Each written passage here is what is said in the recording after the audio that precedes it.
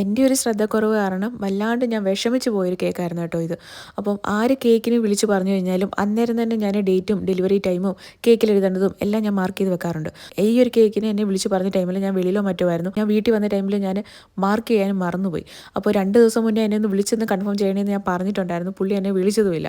അപ്പോൾ സൺഡേ ഞാൻ ജോലിയെല്ലാം കഴിഞ്ഞല്ലോ എന്ന് വിചാരിച്ചിട്ട് ചുമ്മാ സ്റ്റാറ്റസ് ഇങ്ങനെ നോക്കിക്കൊണ്ടിരുന്നു. അപ്പോൾ ദാ കിടക്കുന്നു ഹാപ്പി ആനിവേഴ്സറി എന്നൊക്കെ പറഞ്ഞിട്ട്. അപ്പോഴാണ് ഞാൻ കേക്കിൻ്റെ കാര്യം ഓർക്കുന്നത്. പിന്നെ ഞാൻ പുള്ളിയെ വിളിച്ചു കൺഫേം ആണോ എന്ന് അറിയാൻ വേണ്ടിയിട്ട്. പുള്ളിയാണെങ്കിൽ ഫോണും എടുക്കുന്നില്ല.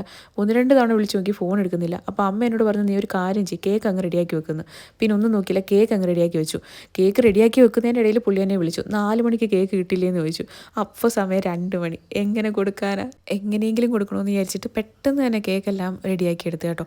സിമ്പിളായിട്ടുള്ള ഒരു ഡിസൈനും കൂടെ ചെയ്ത് കൊടുത്തു. അപ്പോൾ 4 മണിക്ക് തന്നെ കേക്ക് ഡെലിവറി ചെയ്തിട്ടുണ്ടായിരുന്നു.